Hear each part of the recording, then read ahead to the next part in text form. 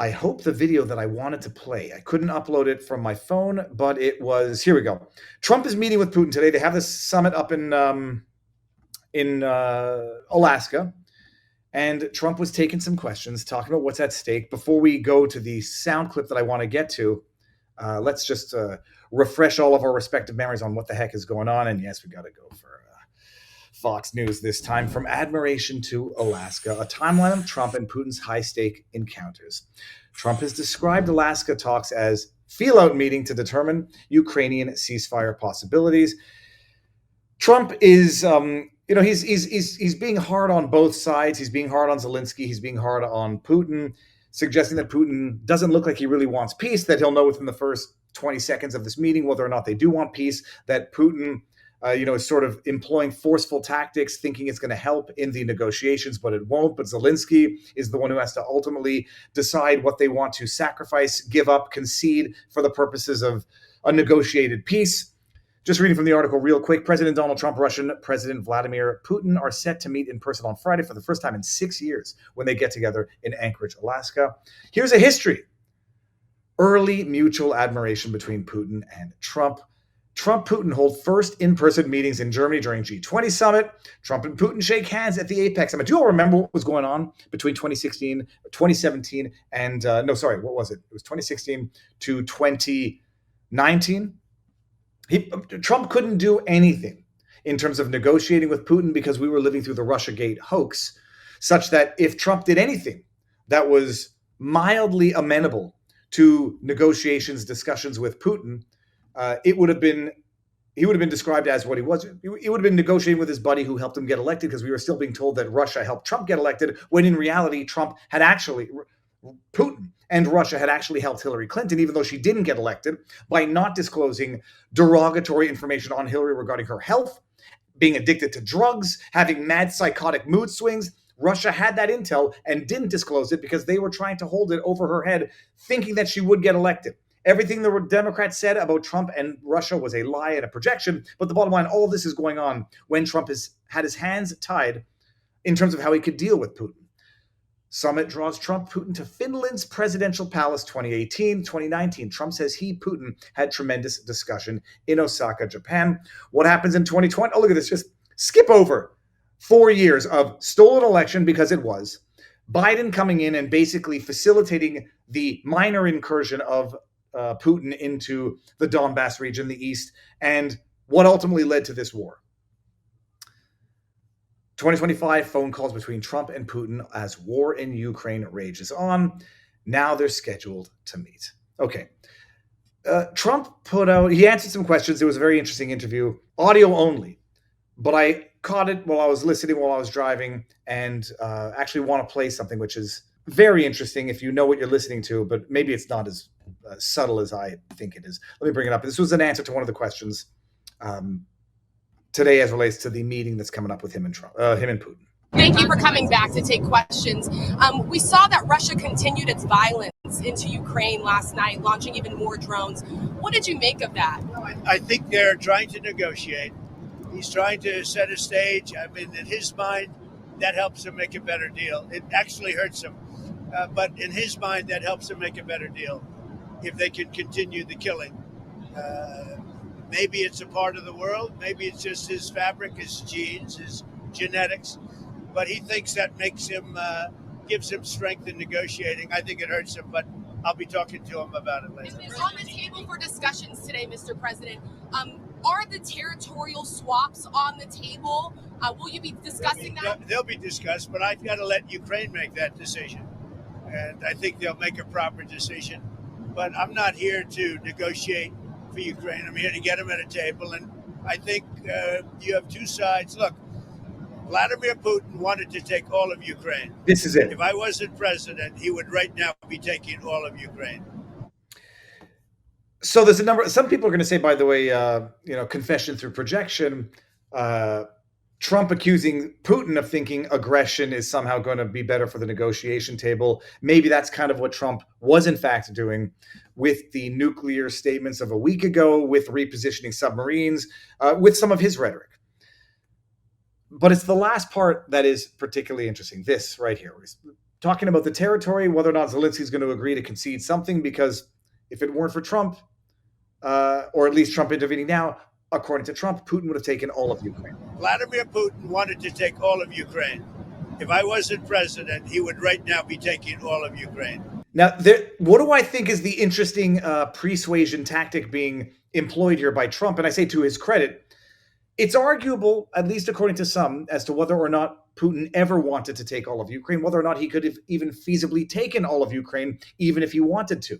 That was the argument against the Putin is Hitler with global aspirations, in that, A, they're struggling, or at least fighting hard, to take control over the eastern provinces. Crimea, they've done it.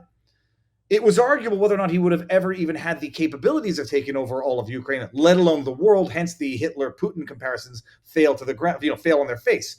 But it was also arguable as to whether or not he ever wanted all of Ukraine, whether or not it was even feasible. And some would say that he never wanted all of Ukraine.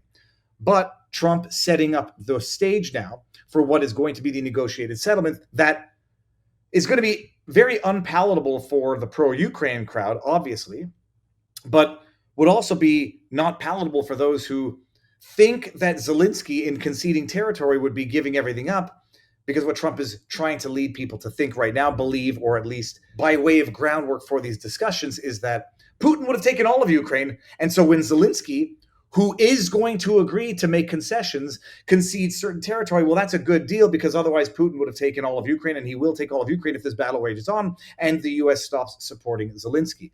So maybe it's not quite as subtle as I think it is, but what Trump is doing is basically saying, look, overstating what Putin wants, so that when they get to their negotiated settlement, everybody's going to feel that they've made concessions, and everybody's going to feel that they got something out of it, because that is what has to happen in a negotiated settlement, as opposed to a victory. Victory is when you crush and you take by force, sometimes politically, sometimes strategically, and you defeat, vanquish your adversary, and you take it. A negotiated settlement, everybody's got to give something up. And so in some sense, I think Trump is overstating what Putin wants, so that when you get to this negotiated settlement, that he's going to make sure Zelensky takes. That everyone's going to feel that they've given, everyone's going to feel that they got, and everybody's going to go on with their respective lives after having engaged in a war that has now cost hundreds of thousands, if not over 1 million lives. But one thing that's also clear from the answers that Trump was giving is that Zelensky is going to agree to this. Now, he can't agree for Zelensky, but he sure as sugar can make Zelensky understand that he's got to agree to it, despite what some people are suggesting is Zelensky's attempt to sabotage these talks from the Hill. Marjorie Taylor Greene accuses Zelensky of trying to, quote, sabotage Trump-Putin summit with drone strikes in Russia. The funny thing is, depending on what news you listen to, you'll hear different things first or last.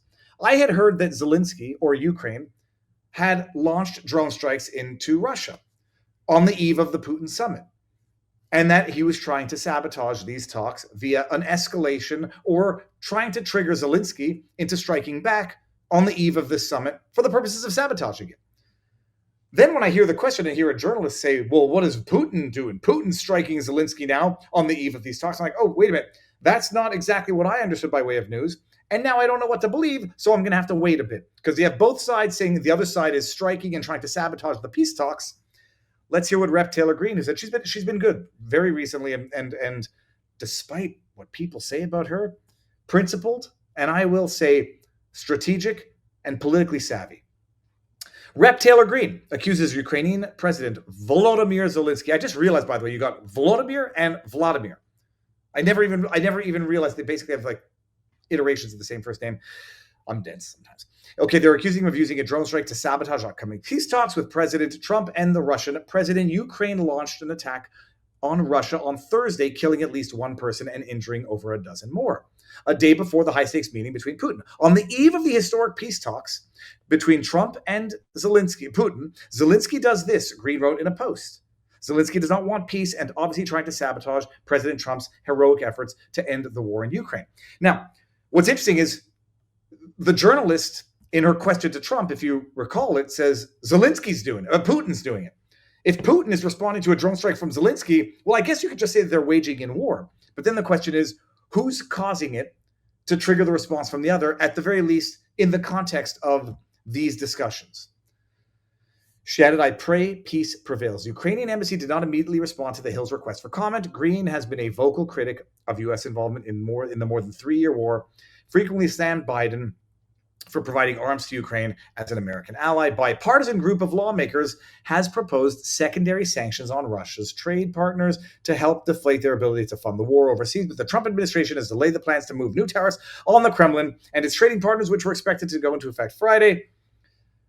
And then we get into this description of what's going on here. Thursday, Putin lauded Trump's making energetic and sincere efforts towards peace. The meeting, Trump's first with Russian leaders since his first administration, will take place at Joint Base Elmendorf-Richardson, notably without Zelensky. The Ukrainian leader signaled earlier this week that a follow-up trilateral was possible as ceasefire proposals advance. But ahead of Friday's summit, Zelensky said he believes Putin's bluffing about intentions to end the war. And I would call that a little bit of confession through projection. The bottom line is, I don't know what to believe right now. I got Marjorie Taylor Greene, who has been good, saying Zelensky's trying to sabotage it with drone strikes on Russia on Thursday. Then you got the journalist not mentioning any such drone strikes, suggesting it's Putin acting aggressively on the eve of this. And I'll say they're probably both right. They probably both did it. And then the only question is Putin retaliating for Ukrainian drone strikes in the context of a war on the eve of the summit. Who's trying to sabotage what? The bottom line is there needs to be a peace. There will be a peace. It's only a question of when and how much and at what cost this peace is obtained. So that's that.